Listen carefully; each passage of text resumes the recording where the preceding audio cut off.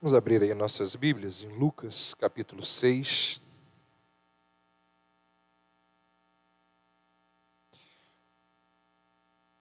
Nós vamos dar continuidade à nossa série de exposições nesse capítulo aí do Evangelho de Lucas. Nós temos falado aí dos discípulos, já falamos de Pedro e André, de Tiago e João, de Mateus e Tomé. E hoje vamos falar de Filipe e Natanael, também conhecido como Bartolomeu. Dizem assim os versos 13 e 14 de Lucas 6. Depois de amanhecer, chamou seus discípulos e escolheu 12 dentre eles, aos quais deu também o nome de apóstolos. Simão, ao qual também chamou Pedro e André, seu irmão, Tiago e João, Filipe e Bartolomeu. Nas 4 listas bíblicas dos 12 apóstolos, nós falamos sobre elas aqui, com exceção de João, Mateus, Marcos, Lucas e o livro de Atos, nos mostram 4 listas dos apóstolos. Nas 4 listas bíblicas dos 12 apóstolos, o 5º nome de cada uma dessas listas é o nome de Filipe. Isso dá a entender que Filipe seja o líder daquele segundo grupo de 4 ali dos discípulos. Nós vimos que dentro dos 12 existiam 3 grupos de 4. E o segundo grupo de 4, certamente, que era liderado por Filipe. Se nós formos comparar Filipe com os 4 primeiros apóstolos, com aqueles que fazem parte do primeiro grupo, Filipe ele assume um papel secundário. Ele não é tão importante quanto Pedro, Tiago, João e André. No entanto, Filipe ele é mencionado em várias ocasiões, em vários momentos na palavra de Deus. E isso mostra a influência dele e a importância dele. Uma coisa que a gente precisa lembrar, muita gente confunde Filipe apóstolo com Filipe eunuco. Aquele Filipe lá de Atos capítulo 6, que, na verdade, o Filipe de lá não era o eunuco, que levou o eunuco etíope a Cristo. Então, aquele Filipe que diz assim, eis água, e o que impede de ser batizado, não é o mesmo desse aqui. Às vezes as pessoas confundem esses 2 Filipes. Filipe, apóstolo, é uma outra pessoa. João vai dizer que esse Filipe, ele era de Betsaida, cidade de André e de Pedro. E quando João nos fala isso, é bem provável que Filipe tenha crescido na mesma sinagoga que André e Pedro. Cresceram juntos ali e eles se conheciam. Como muitos de nós aqui crescemos juntos na mesma igreja. Então é provável que essa tenha sido a relação de Filipe com Pedro e André. Uma outra coisa importante ou interessante de se lembrar acerca de Filipe, o nome dele significa aquele que gosta de cavalos. E o nome de Filipe não é um nome judeu. Provavelmente ele tinha um nome judeu, uma vez que todos os apóstolos eram judeus. No entanto, esse nome, Filipe, não é judeu, e o nome judeu de Filipe não nos é apresentado em momento algum nas Escrituras. O que aconteceu foi que, depois das conquistas de Alexandre o Grande, ali no século IV a.C., a civilização grega, ela espalhou-se por toda a região ali do Mediterrâneo. E muitas pessoas ao longo do Oriente Médio, eles adotaram a língua, a cultura e os costumes dos gregos. Lá em Atos 6, Lucas vai dizer de um grupo de judeus chamados de helenistas. Os helenistas são aqueles que adotaram hábitos e costumes gregos. E é bem provável que Filipe viesse de uma família de judeus helenistas, de judeus que tenham sido influenciados pela cultura, pelos costumes dos gregos, daí então o seu nome Filipe. Não é um nome judeu, um nome grego, mas o nome, judeu dele não nos é apresentado nos evangelhos. O que nós sabemos sobre Filipe? Mateus, Marcos e Lucas não dizem quase nada sobre ele. Tudo que nós sabemos acerca de Filipe encontra-se no Evangelho de João. E todas as vezes que Filipe aparece, ele está sempre ao lado do seu amigo Natanael, aqui chamado de Bartolomeu. Então nós podemos imaginar que eles eram amigos bem próximos, bem chegados. Então eu queria convidar você para a gente ir lá para João, a gente ver alguns detalhes sobre a vida desse apóstolo aí. Abra aí em João capítulo 6.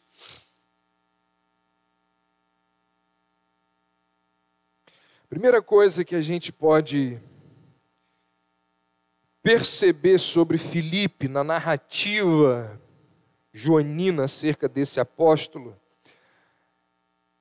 é que Filipe era alguém extremamente pessimista. Olha o que diz aí o verso 5 de João capítulo 6. Então Jesus, levantando os olhos e vendo que uma grande multidão vinha ter com ele, disse a Filipe: onde compraremos pão para estes comerem? A gente lê esse texto de João 6, vendo as aplicações ou lembrando do grandioso milagre que Jesus fez de multiplicar os pães. E talvez por causa deste olhar a gente não consiga perceber algumas características bem presentes no texto acerca desse apóstolo. E Filipe era alguém, esse texto vai nos mostrar, extremamente pessimista. Por que Jesus escolhe justamente Filipe para fazer essa pergunta?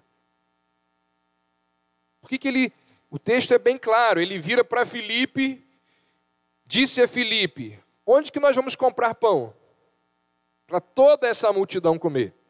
Por que Jesus dirige sua pergunta justamente para Filipe? O próximo verso responde. Olha o que diz. Verso 6. Mas dizia isto para o experimentar, pois ele, Jesus, já sabia o que ia fazer. Então, ao que parece, não só por aqui, mas por outros textos, Filipe era, dos 12, era aquele que administrava as coisas ali dos apóstolos, do grupo apostólico. Judas era o camarada encarregado de guardar o dinheiro, mas Filipe era aquele encarregado de cuidar das questões logísticas do grupo. Era aquele que se preocupava com a organização, o protocolo, nós podemos dizer assim. E aqui nesse texto de João 6, Jesus está colocando Filipe à prova. Claramente, o texto diz isso abertamente. Jesus não queria saber o que Filipe estava pensando. Isso Jesus já sabia. Jesus também não queria que Filipe apresentasse um plano. João afirma que Jesus já sabia o que Jesus ia fazer.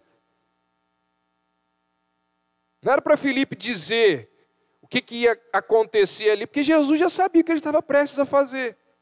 Jesus estava testando o próprio Filipe para que Filipe revelasse a si mesmo como que ele era. Foi por isso que Jesus virou-se para Filipe e disse: o que a gente faz? Qual é a proposta que você tem? Qual é a saída que você tem? Qual é a solução que você tem para esse problema que nós temos aqui?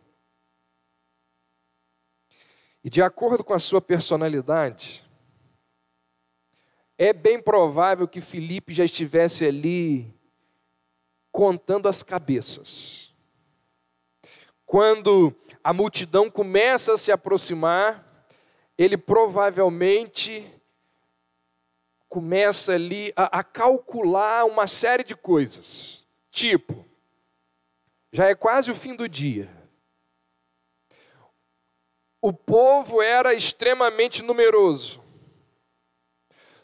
Todos aqui passaram um dia sem se alimentar e estão famintos. Conseguir alimento aqui não é fácil, não tem fast food por aqui. E mesmo que tivesse, como é que vai alimentar esse povo todo?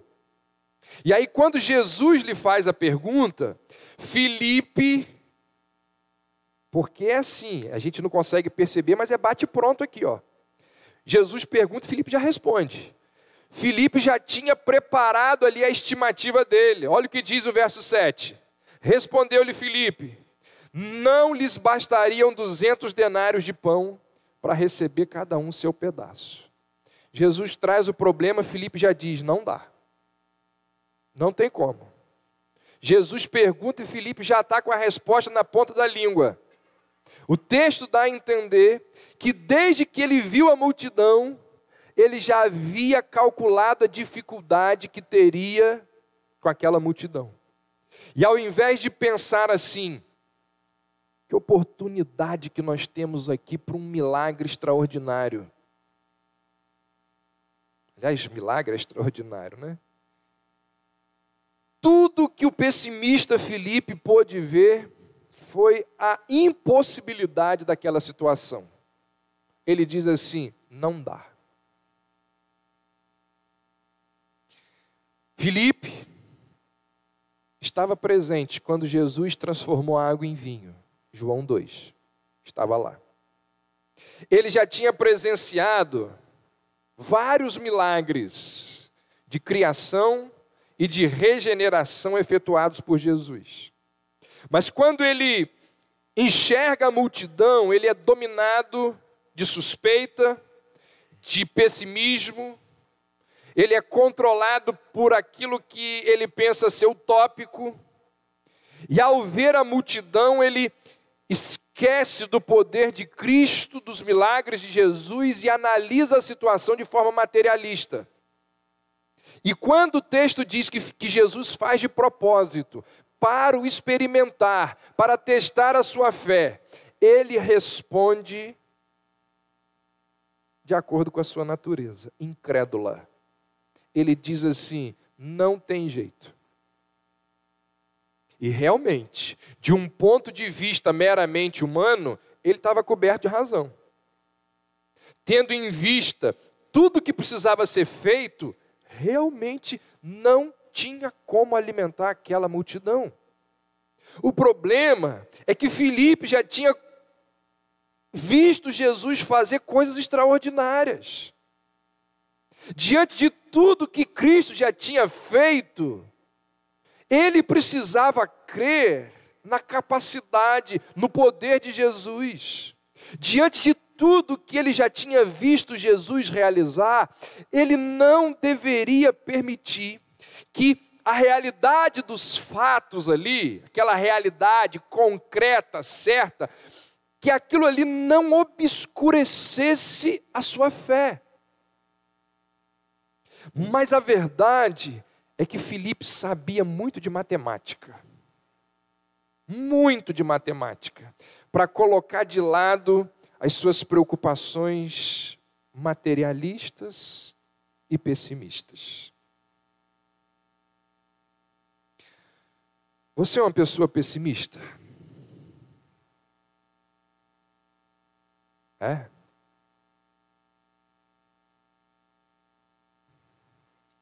Você acha que o seu cônjuge é uma pessoa pessimista?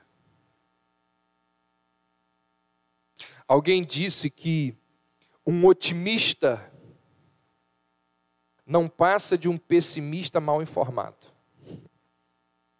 Um otimista não passa de um pessimista mal informado. É uma visão extremamente pessimista da vida e das pessoas. Certamente quem disse isso é um pessimista. Você convive com pessoas pessimistas? É algo horrível, não é? É algo terrível. Mas olha, também é horrível ser uma pessoa pessimista. O pessimista sofre ao conviver com o pessimismo dele. Porque é horrível para o pessimista ver as pessoas cheias de sonhos, cheias de planos, cheias de esperanças, cheias de expectativas, e não ser como elas. É doloroso demais você não ter o entusiasmo de algumas pessoas. Gostaríamos de ser como elas, mas nós não somos. Normalmente, pessimistas são pessoas extremamente materialistas. Normalmente. E no que tange a nossa fé, a Bíblia nos convida a não sermos pessimistas.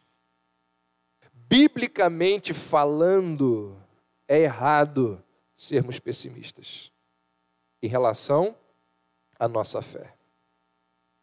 Então a primeira característica deste apóstolo é pessimismo. Extremamente pessimista. Outra característica dele, volta lá para João 14. Na verdade, adiante aí a palavra de Deus para o João 14. Esse texto nos mostra uma outra faceta da personalidade de Filipe. Aqui João nos conta o episódio ocorrido no cenáculo. Episódio conhecido. Naquela noite em que Jesus foi traído e preso. E naquela oportunidade, Filipe faz uma declaração extremamente infeliz. Jesus está ali, abrindo o coração com os discípulos. E Jesus está ali falando um monte de coisas acerca de si mesmo. E olha o que diz o verso 7. Olha o que Jesus diz. Se vós me tivesseis conhecido, conheceríeis também a meu Pai. Desde agora o conheceis e o tendes visto. Gente, o que Jesus está dizendo aqui? De forma mais clara, ele está afirmando o seguinte: ó, eu sou Deus. Conhecer ao Pai é a mesma coisa que conhecer a mim, ou conhecer a mim é a mesma coisa que conhecer o Pai. Ver a mim é a mesma coisa que enxergar o Pai. Eu sou o Deus encarnado. Se vocês me tivesseis conhecido, vocês teriam conhecido ao meu Pai. Querem saber quem é Deus? Olhem para mim. Desde agora que o conheceis, me conheceis, o tendes visto. Aí, parece mentira. Olha o que diz o próximo verso. Verso 8. Perguntou-lhe Filipe, ou replicou-lhe Filipe: Senhor, mostra-nos o Pai, isso nos basta. Mas como assim? Como assim mostra-nos o Pai? Como assim? Da mesma forma que Tiago e João, nós vimos isso, da mesma forma que Tiago e João, logo depois de ouvirem um sermão sobre humildade, viram para Jesus e dizem assim: deixa a gente se assentar do lado do Senhor lá no reino. Um do lado esquerdo e outro do lado direito. Acabaram de ouvir um sermão sobre humildade e pedem a Jesus um lugar de honra. Da mesma forma, Filipe faz um pedido desses, logo depois de Jesus dizer assim: eu e o Pai somos um. Como assim? É impressionante como que nós, seres humanos, somos extremamente lentos em aprender verdades espirituais. Impressionante. Às vezes, aliás, não acontece mais vezes, porque nós não temos o hábito de franquear o púlpito aqui para muitos pastores. Mas às vezes acontece de vir pastores aqui, e aí o cara prega uma coisa aqui, e aí alguém comenta num grupo ou em outro lugar: nossa, mas que coisa impressionante que aquele pastor falou. E eu fico assim, meu Deus. Já falei isso tantas vezes. Nós somos lentos demais em aprender as coisas. Está aqui, ó, Filipe. Era de se esperar que depois de tudo que ele presenciou, ele entendesse quem era Jesus. Ele viu pessoas serem curadas, ressuscitadas, ele viu milagres incontáveis, inacreditáveis, ensinamentos maravilhosos, ele viu o exemplo impecável da vida de Jesus. E agora, logo depois de Jesus dizer o que disse, ele vira para Jesus e diz: mostra-nos o Pai. Como que isso é possível, gente? Como que isso é possível? E aí, o que acontece? Jesus, ó, dá uma nele. Olha o que diz aí o verso 10 e 11. Não creis que eu estou no Pai e que o Pai está em mim? As palavras que eu vos digo, não as digo por mim mesmo, mas o Pai que permanece em mim é quem faz as suas obras. Crede-me que eu estou no Pai e que o Pai está em mim.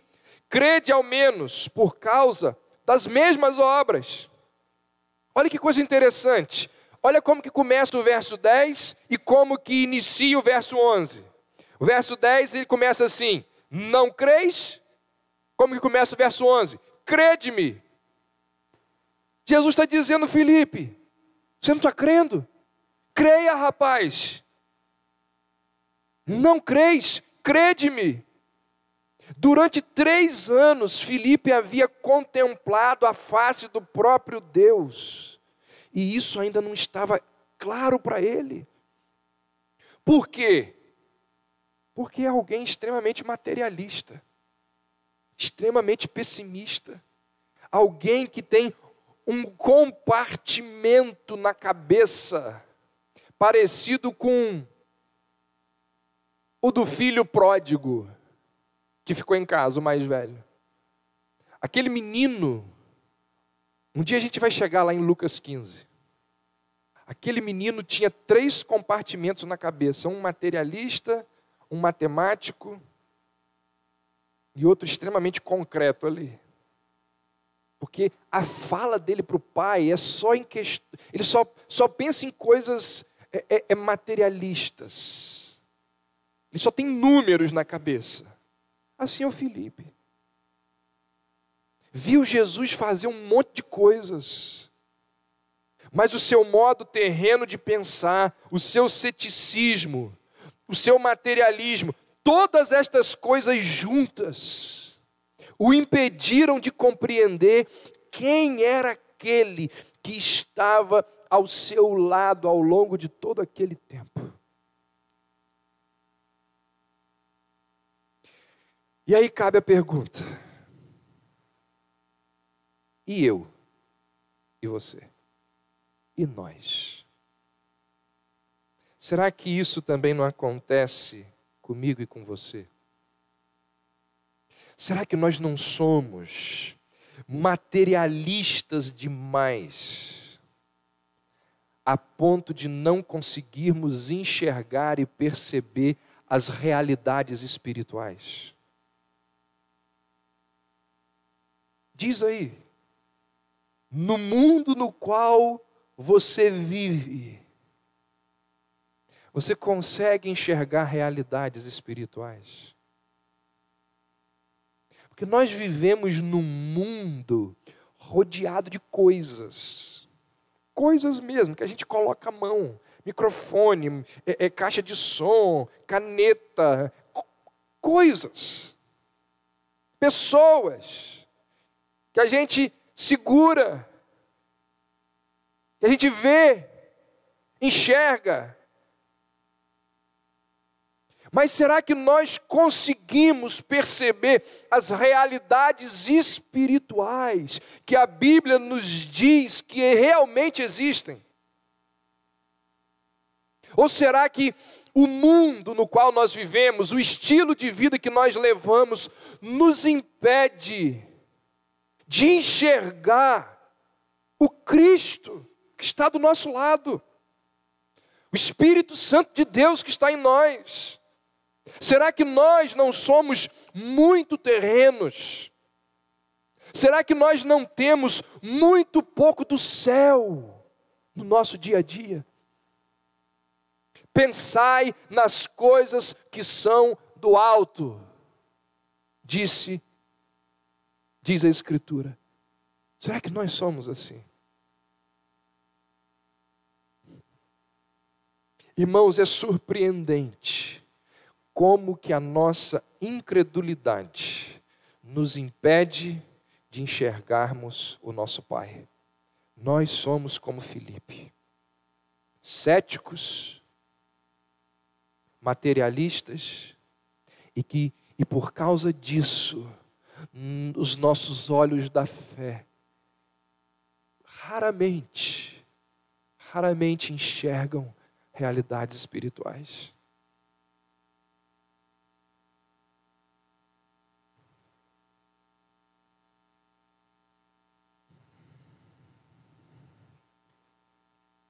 A tradição diz que Filipe foi um dos primeiros apóstolos a sofrer o martírio.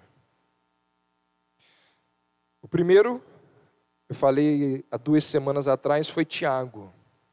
Tiago foi o primeiro a morrer. Atos narra a morte de Tiago. De acordo com a maioria dos relatos, Filipe foi o segundo a morrer. Logo depois de Tiago, o segundo apóstolo a sofrer o martírio foi Filipe. E segundo a tradição, ele foi morto por apedrejamento numa cidade chamada de Heliópolis, que hoje fica na Ásia Menor. Mas dizem as tradições que antes de morrer, Filipe levou multidões a Cristo, através da sua pregação. Cumprindo ali a ordem da grande comissão, ele levou multidões a Cristo. Assim como outros discípulos, Filipe era um homem cheio de limitações. Tinha uma fé frágil, um entendimento imperfeito, cético, analista, pessimista, relutante, inseguro. Os fatos e os números enchiam ali os seus pensamentos de maneira que ele não conseguia compreender o poder de Deus e a pessoa de Jesus. Eu pergunto para você, se nós estivéssemos no lugar de Jesus, nós convocaríamos Filipe para fazer parte do grupo dos apóstolos? Será que nós chamaríamos alguém extremamente pessimista e materialista? Provavelmente nós diríamos: não serve, não há como transformar uma pessoa como essa em alguém que será usado para transformar o mundo. Depois de todo esse tempo juntos, ele ainda não percebeu quem eu sou. É provável que se fôssemos nós no lugar de Jesus, nós, descartaríamos Filipe. No entanto, como Jesus não é como nós, ele investiu em Filipe de tal maneira que o poder de Deus se aperfeiçoou na fraqueza dele. E ele foi usado por Deus para levar multidões até Jesus Cristo. Isso é uma notícia muito boa. Muito boa. Porque se houve esperança para um descrente, para um materialista como Filipe, existe esperança para mim e para você. Não é? Só Deus, mas Deus usa pessoas desconfiadas, descrentes e pessimistas como Filipe. Isso significa que ele pode usar a mim e a você. Essa semana eu estava conversando com alguém e esse alguém virou para mim e falou assim, fulano de tal é orgulhoso, petulante.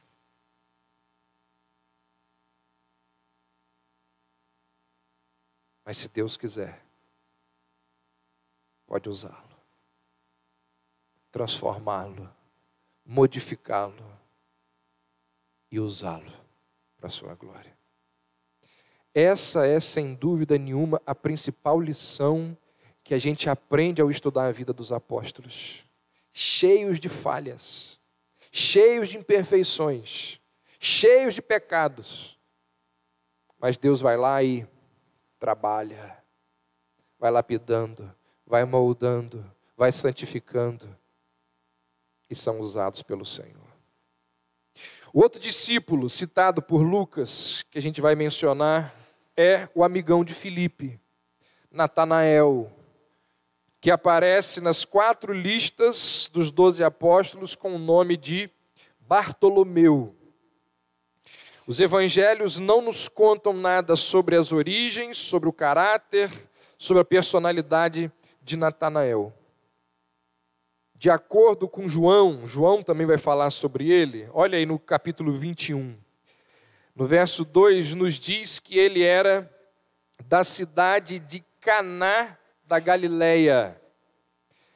Caná ficava muito próximo da cidade de Jesus, a cidade de Nazaré. Para quem não lembra, foi em Caná que Jesus realizou o seu primeiro milagre de transformar a água em vinho. Natanael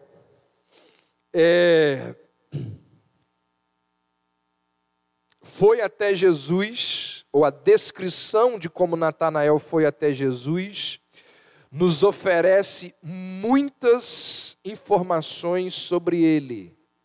As informações não são diretas, nós aprendemos algumas características da sua personalidade de forma indireta.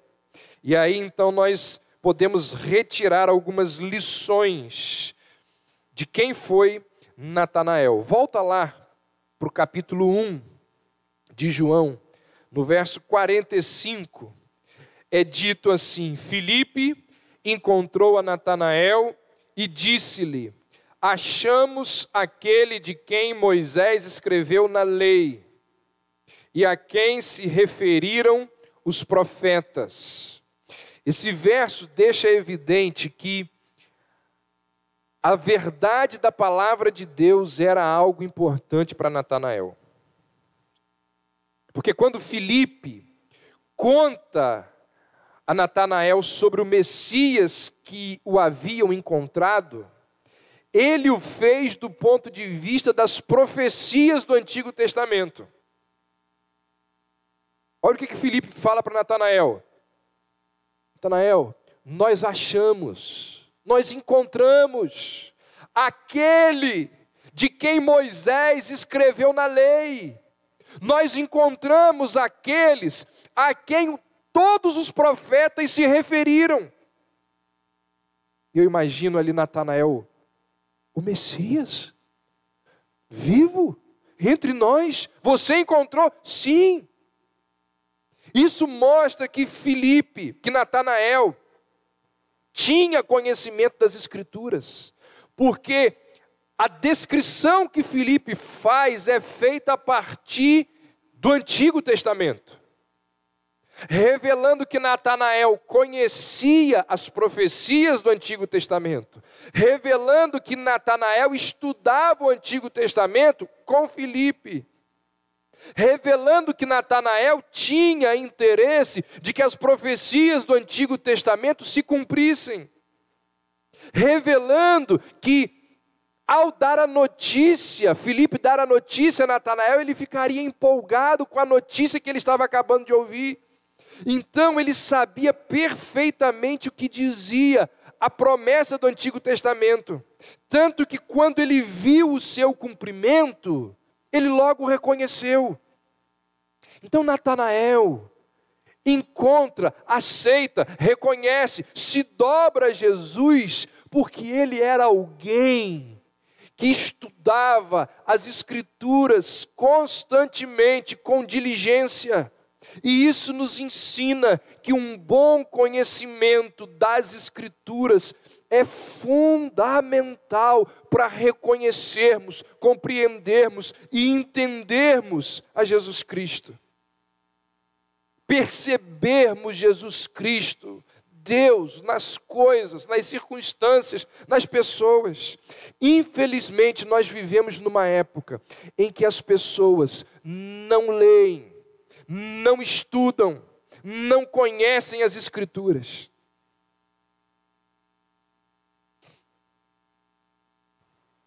Isso é pergunta antiga, mas que precisa ser sempre perguntado aqui desse púlpito. Nós precisamos perguntar isso aqui sempre. Para você corar de vergonha mesmo. Não com o outro, porque o outro não sabe. Mas você diante de Deus. Quanto tempo por dia você se debruça diante das Escrituras?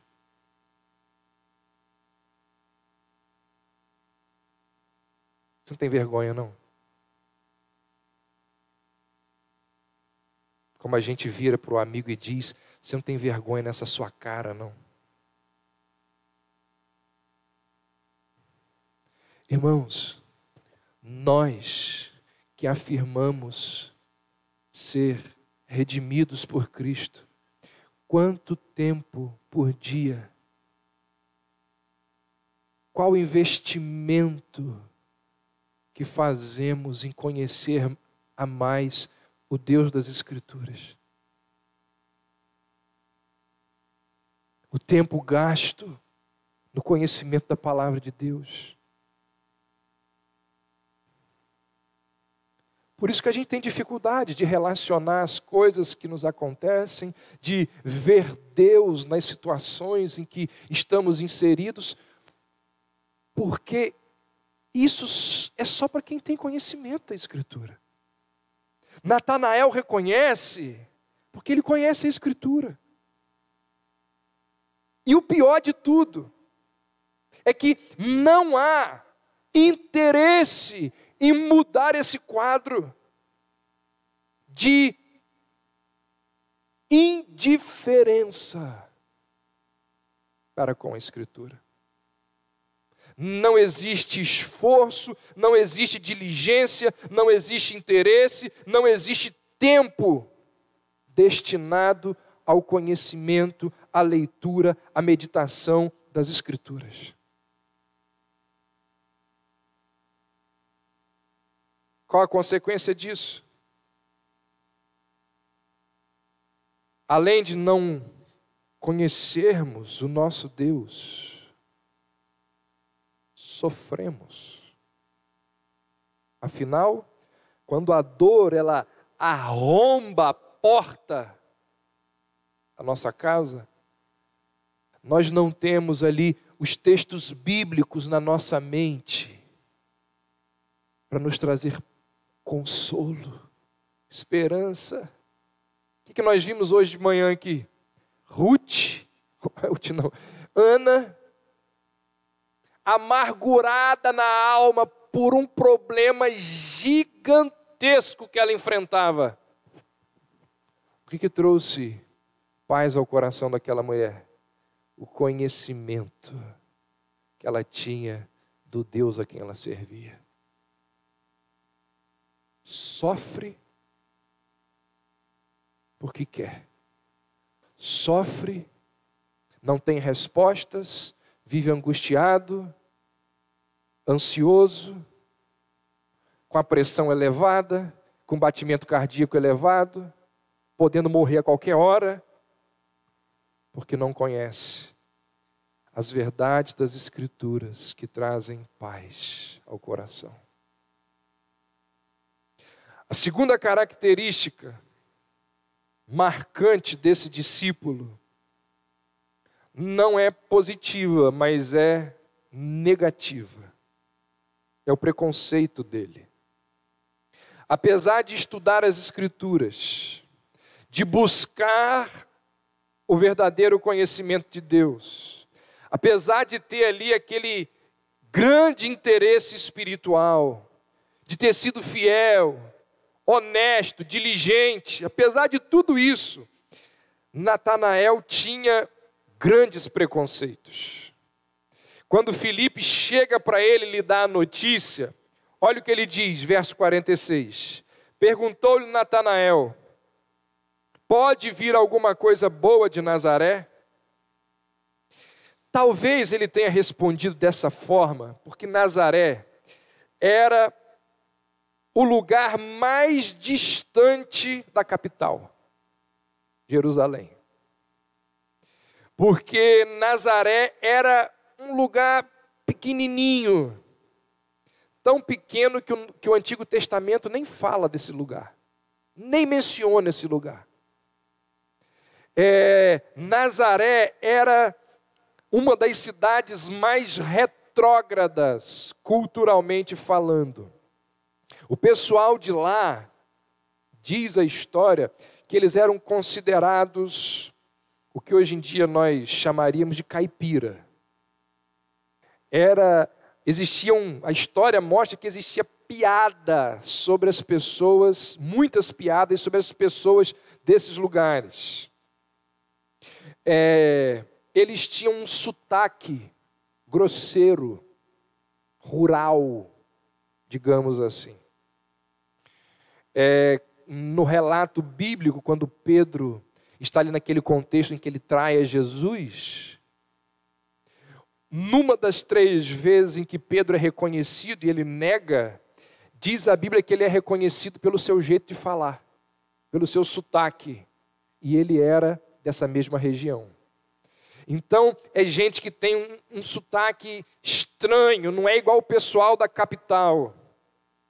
Os irmãos de Jesus uma vez viraram para Jesus e disseram assim: se você deseja que o seu ministério seja relevante, você tem que sair daqui e ir para a Judéia. Saia da Galiléia e vá para a Judéia. Então, por tudo isso, era altamente improvável que o Messias viesse daquela região. Por isso que Natanael faz essa pergunta: pode vir alguma coisa boa de Nazaré? Apesar de tudo isto, Natanael não deveria ser tão intolerante com Nazaré. Sabe por quê? Porque a cidade de Natanael não era assim uma Paris. A cidade de Natanael não era Londres. A cidade de Natanael não tinha nada de excepcional. De onde que ele veio? Caná. Uma cidade completamente fora de mão. Enquanto que Nazaré, de onde veio Jesus, pelo menos era uma das principais rotas que ligava o norte ao sul de Jerusalém. Então tinha coisas melhores que Caná. Na verdade, até hoje, a localidade ali de Caná não tem nada de grandioso. A menos que alguém procure o possível lugar onde Jesus transformou a água em vinho, não existe nenhum motivo para você colocar Caná no seu trajeto turístico ali da região onde Jesus viveu. Então, é como se alguém de Guaxindiba falasse assim: nossa, pode vir alguma coisa boa de Manguinhos? Não é? É um falando do outro, mas ele vira e pergunta: pode vir alguma coisa boa de Nazaré? Para Natanael era inconcebível o Messias vir de um lugar tão deselegante como Nazaré. Não era possível que de um lugar inculto, cheio de perversidade, cheio de corrupção, estranho, longe, surgisse o Messias. Ele, na mente dele, não era possível que qualquer coisa boa pudesse vir de lá. E isso mostra que ele estava ignorando o fato de que ele mesmo tinha vindo de uma comunidade igualmente desprezível. Então, a falta de atrativo em Nazaré não explica o preconceito de Natanael.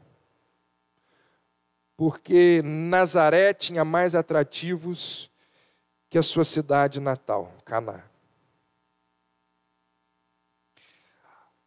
A Bíblia diz que não só Natanael, mas grande parte de Israel, a maior parte dos judeus, rejeitou a Cristo. Por quê? Preconceito. Assim como Natanael, a Bíblia nos diz que muitos judeus não conseguiram, não podiam, não queriam crer que o Messias surgiu de Nazaré. Vira aí, está com João, o livro de João aberto, capítulo 7, verso 52. Os fariseus estão conversando com Nicodemos.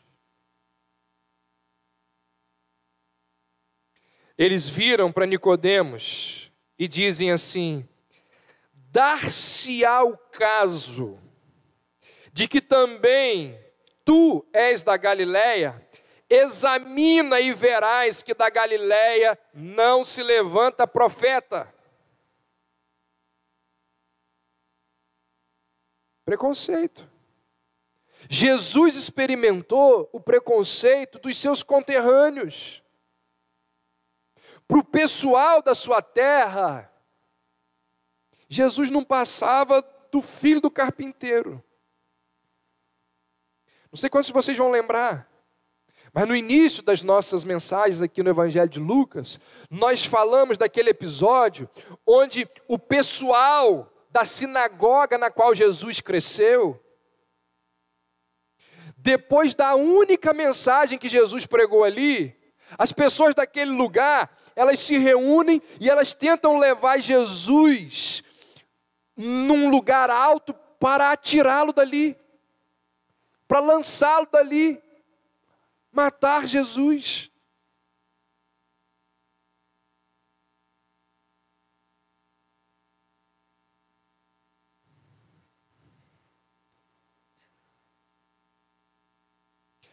Irmãos, não existe nada de belo no preconceito. Nada de belo. O preconceito separa muitas pessoas da verdade. Muitas pessoas da verdade.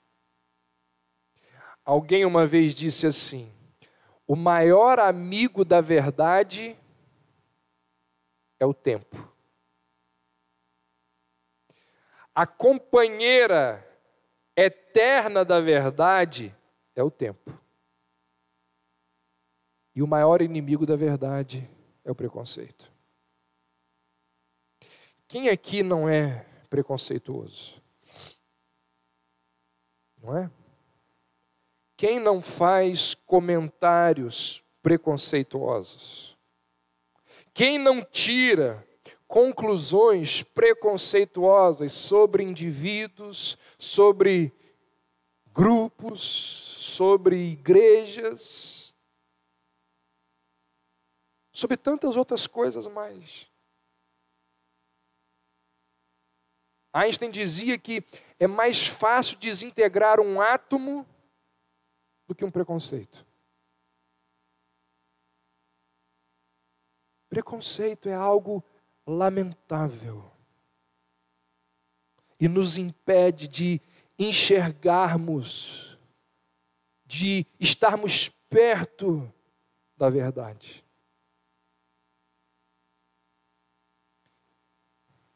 Se existe algo que atrapalha ou que impede muitas pessoas de chegar à fé reformada, é preconceito. Às vezes não, muitas vezes, eu já me deparei com a situação de gente, mas falando um monte da fé reformada, um monte do calvinismo, um monte da predestinação. Aí você pergunta assim para o cara, qual livro você já leu de Calvino? Nenhum. Qual livro você já leu de Lutero? Nenhum. Qual livro você... Nunca leu nada. Nunca leu nada.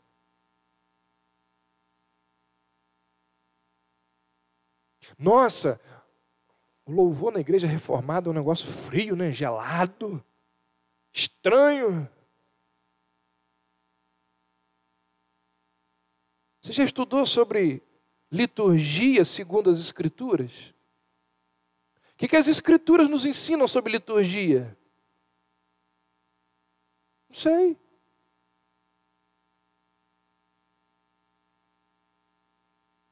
Aí, e assim vai. Eu poderia lembrar aqui de muitos outros exemplos que as pessoas simplesmente desprezam por preconceito.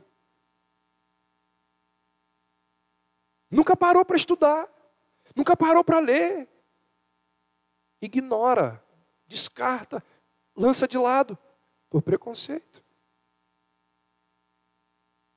Assim também podemos ser nós, reformados.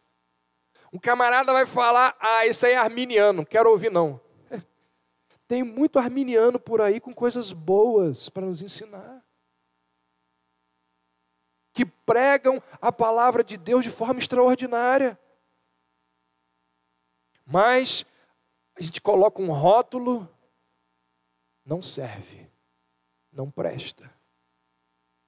Se não for da nossa linha, se não for dos nossos, tira, não quero nem ouvir. Não é assim?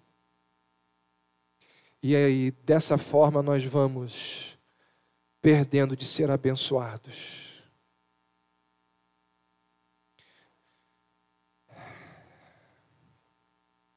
Diante da dificuldade de Natanael em crer, por causa do seu preconceito, Filipe lhe faz um convite. Olha aí, verso 46.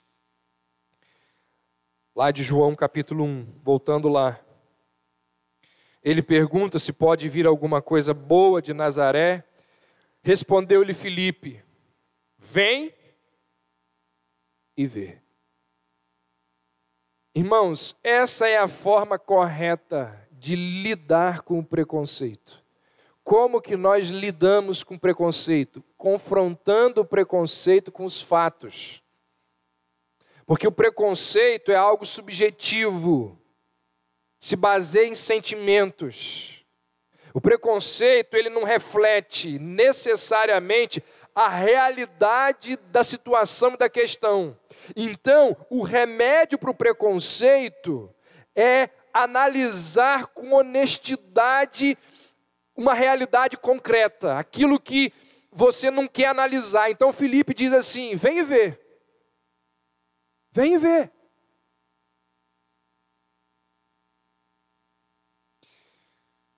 Natanael, um homem preconceituoso que vivia numa sociedade preconceituosa, como nós vimos, os judeus eram preconceituosos. Ele atende ao convite de Filipe e, felizmente, o seu preconceito não era tão poderoso quanto o seu coração que buscava a verdade. E essa característica da sua personalidade recebeu um elogio de Jesus. Olha o que diz o verso 47. Jesus viu Natanael aproximar-se e disse a seu respeito: eis um verdadeiro israelita em quem não há dolo. Os israelitas do tempo de Jesus, na sua grande maioria, eram hipócritas. Líderes dos sepulcros caiados, liderados pelos sepulcros caiados, influenciados pelos fariseus, também eram hipócritas. E ao contrário da maioria dos seus conterrâneos, Jesus nos diz que Natanael era um israelita autêntico, um dos verdadeiros filhos espirituais de Abraão. A sua devoção a Deus, diz Jesus, era verdadeira. Jesus diz: eis um verdadeiro israelita em quem não há dolo. Ou seja, no seu coração não tinha má fé. Não era hipócrita, tinha um coração sincero, sem malícia. O seu amor a Deus e o seu desejo de ver o Messias era genuíno. E aí Jesus vai além. Ele diz a Natanael, verso 48, antes de Filipe te chamar, eu te vi quando estavas debaixo da figueira.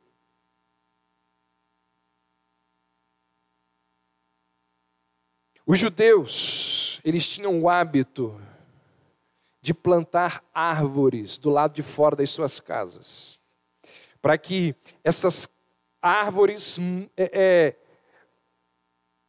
mantivessem ali a casa debaixo de sombra. Então a casa ficava um pouco fresca por causa da sombra das árvores. E uma das melhores árvores para se plantar, que era muito costume na região, era a figueira. Por dois motivos: ela dava uma sombra gigantesca e ela também dava frutos. E aí, se alguém, era um costume, se alguém quisesse fugir ali do barulho da casa, daquele ambiente abafado da casa, a pessoa ia e ficava na sombra da figueira. E diz a tradição que aquele recanto ao ar livre, debaixo daquela sombra, era usado para muitos judeus meditarem. Ali debaixo da figueira, muitos judeus liam as Escrituras, faziam as suas meditações, ficavam solitários, porque ali era um ambiente mais tranquilo, mais agradável. E tudo leva a crer que quando Natanael estava ali embaixo da figueira, ele estava orando, lendo as Escrituras. Então quando Jesus vira para Natanael e diz assim: antes de Filipe te chamar, eu vi você debaixo da figueira. Esse debaixo da figueira eu vi você orando. Eu vi você lendo a Escritura. Eu vi você me buscando. Eu vi o seu coração. Eu conheço a disposição da sua mente. Eu sei o que você estava fazendo ali. Eu observei você no seu lugar de oração e meditação. Está vendo como Jesus nos observa? O que Jesus disse lá para o pessoal, para as igrejas do Apocalipse? Conheço as tuas obras, inclusive as más. Eu observo vocês. Vocês acham que os olhos de Deus, como diz a Bíblia, não estão em todos os lugares, observando os bons e os maus? As nossas necessidades, as nossas lágrimas, os nossos sofrimentos. Jesus disse: eu vi você, Natanael. Antes de Filipe te chamar para vir aqui, eu vi que você estava lá embaixo da figueira. Viu não só o lugar geográfico, mas viu aquilo que estava no coração de Natanael. E, gente, quando Jesus disse isso, bastou. Para Natanael aquilo ali bastou. Olha o que diz o verso 49. Então exclamou Natanael: Mestre, tu és o Filho de Deus, tu és o Rei de Israel. Imediatamente ele reconhece Jesus como aquele pelo qual ele estava esperando. Chamado eficaz aqui. Imediatamente ele vem a Cristo. E Jesus confirma a fé de Natanael e promete a ele que ele veria coisas ainda maiores do que uma simples demonstração ali da sua onisciência. Se um mero comentário sobre a figueira foi suficiente para convencer Natanael de que ele era o Filho de Deus, de que ele era o Rei de Israel, Jesus está dizendo: você não viu nada ainda. Só isso aí já fez você reconhecer quem eu sou? Você não viu nada, porque daqui em diante você vai contemplar coisas que vão enriquecer, fortalecer, aumentar e amadurecer a sua fé. Espera, Natanael, que você ainda vai ver muito. Registros da igreja primitiva dizem que Natanael ministrou na Pérsia, na Índia e na Armênia. Não há nenhum registro confiável de como ele morreu. Uma tradição diz que ele foi amarrado dentro de um saco e lançado no mar. Outra tradição diz que ele foi crucificado. Não se sabe ao certo. Todos os relatos afirmam, porém, que ele foi martirizado como todos os outros apóstolos. O que nós sabemos é que ele foi fiel até o fim, porque ele foi fiel desde o começo. E tudo que ele experimentou com Cristo e aquilo que ele veio a experimentar depois do surgimento da igreja do Novo Testamento, tornou a sua fé cada vez mais forte. Assim como os outros apóstolos, Natanael é a prova de que Deus, ele apanha pessoas comuns nos lugares mais insignificantes e usa essas pessoas como instrumentos para a sua glória. Filipe, pessimista e incrédulo. Natanael, preconceituoso. Se eu mencionasse o seu nome, o que poderia ser dito aqui a seu respeito? Colocasse assim: número 1, Filipe, pessimista e incrédulo. Natanael, preconceituoso. 3, Davi. Aí colocaria o quê?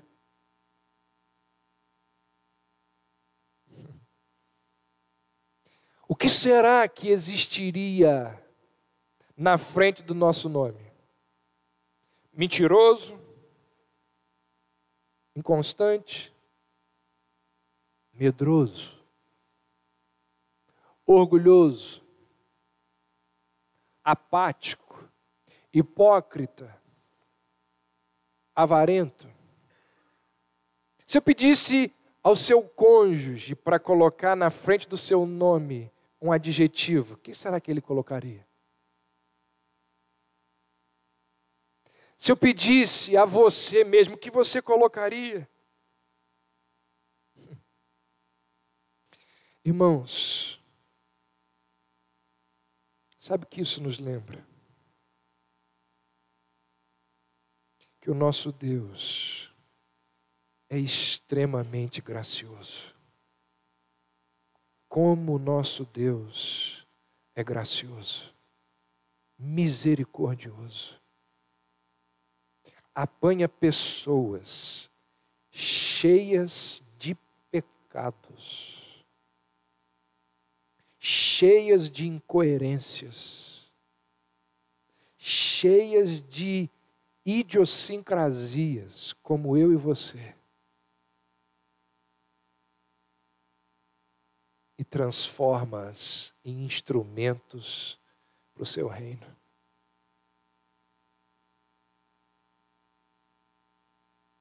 Eu quero encerrar lembrando de dois pensamentos sobre isso que eu estou falando. Um de uma escritora famosíssima, americana, Dorothy Sayers. Muita coisa boa essa mulher escreveu. Ela uma vez disse assim: Deus submeteu-se a 3 grandes humilhações em seus esforços para resgatar a raça humana. A primeira foi a encarnação, quando vestiu as limitações de um corpo físico. Paulo fala disso, não é? Que Cristo humilhou-se. Filipenses 2. A segunda grande humilhação em seu esforço para resgatar o homem foi a cruz, quando ele sofreu a ignomínia da execução pública. Encarnação, humilhação. Cruz, humilhação. A terceira humilhação, diz Dorothy Sayers, é a igreja. Num impressionante ato de autonegação, Deus confiou a sua reputação a pessoas comuns. Não é verdade? Esse é um dos grandes mistérios de Deus. É um dos grandes mistérios e é uma das maiores dificuldades dos céticos e dos descrentes. Eu ir para a igreja, larga isso, está cheio de gente hipócrita na igreja, cheio de gente pecaminosa dentro da igreja. É verdade. E você quer falar para mim que Deus está na igreja? Sim. Não desce. A diferença é que os pecadores da igreja são pecadores que dizem assim: nós somos pecadores, mas não somos melhores do que ninguém. O que nos diferencia é a busca da graça de Deus, do auxílio do Senhor. Nós reconhecemos que nada temos, que nada somos. Reconhecemos o nosso estado de miséria, reconhecemos os nossos pecados e pedimos perdão a Deus, para que Ele continue nos ajudando. E através de gente assim, Deus vai avançando o seu reino.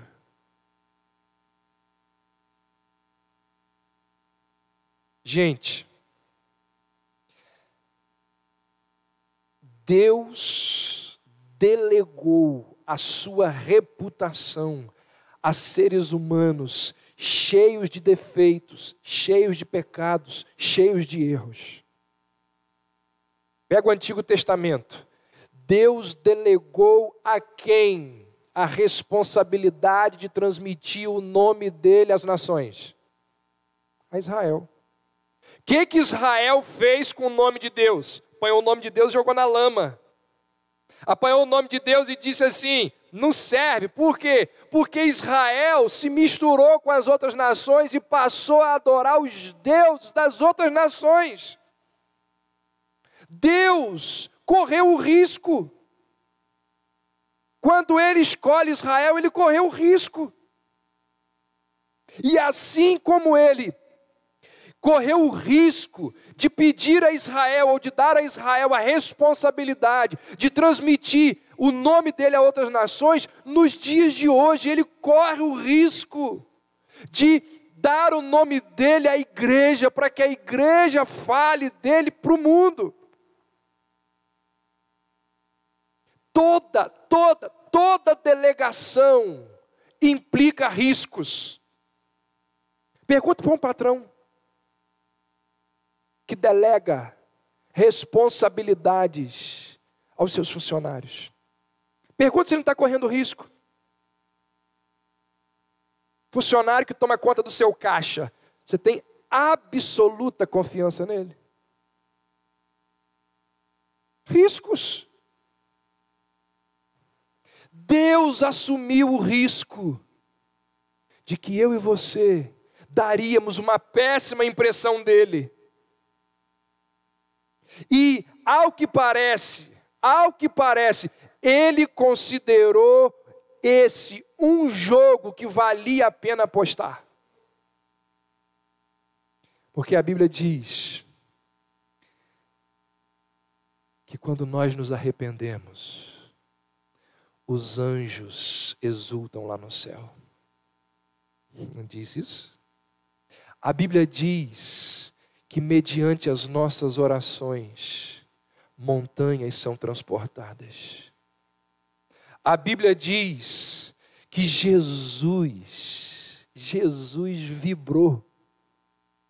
Jesus exclamou com exuberância, com alegria, quando aqueles 70 que ele comissionou, eles voltaram dando relatórios positivos.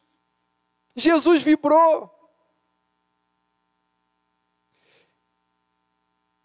E aí, um teólogo diz, e eu encerro com esse pensamento, ele diz, de alguma forma que nos é invisível, pessoas comuns, cheias do Espírito Santo, estão ajudando a restaurar o universo a seu devido lugar, sob o domínio de Deus. Escolher para o seu santo trabalho no mundo, mentes aleijadas, desajustadas, intransigentes, pedantes, excêntricas, acanhadas e libertinas, foi loucura.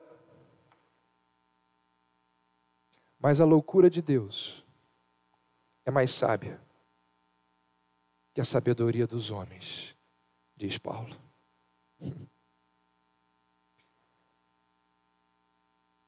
Preconceituoso, pessimista, mas Deus usou. Mentiroso, avarento, adúltero, incrédulo, mas se trabalhado por Deus, perdoado por Deus, usado por Deus. Há esperança para mim, há esperança para você, há esperança para todos nós. O que nós precisamos é nos colocarmos de forma humilde diante de Deus, reconhecer os nossos pecados e pedir que Ele nos use para a sua glória. Ó Deus, louvado seja o teu nome, porque o Senhor não espera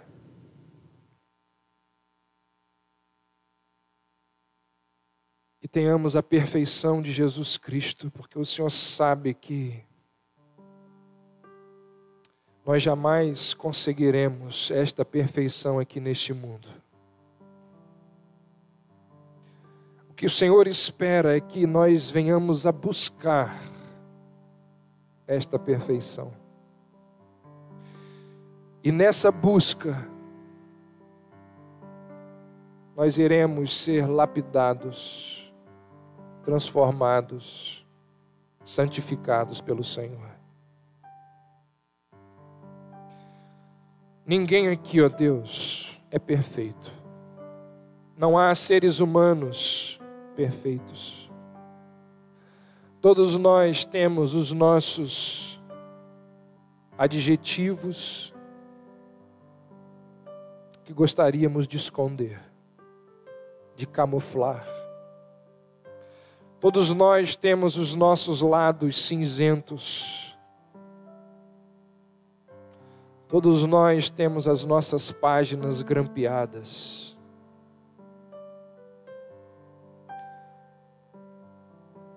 Mas nós te pedimos que o teu Santo Espírito, que como nos diz a tua palavra, é aquele que nos convence dos nossos pecados. É aquele que transforma a nossa personalidade pecaminosa numa personalidade que busca aprender, conhecer, reconhecer, se arrepender.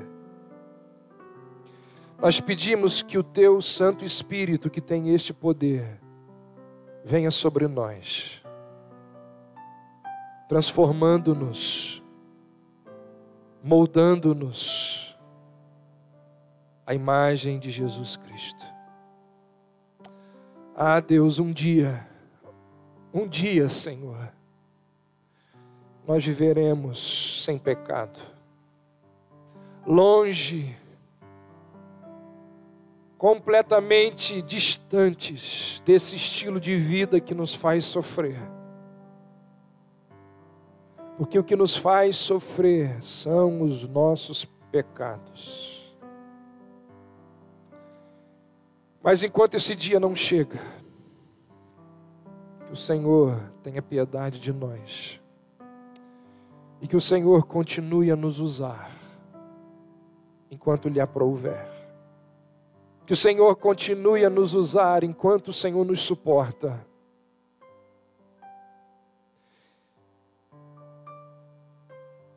Faz, ó Deus, desta igreja uma comunidade de pessoas que, ao olhar para a vida desses homens, sejam inspirados para que também venham a ser usados pelo Senhor, como esses homens foram.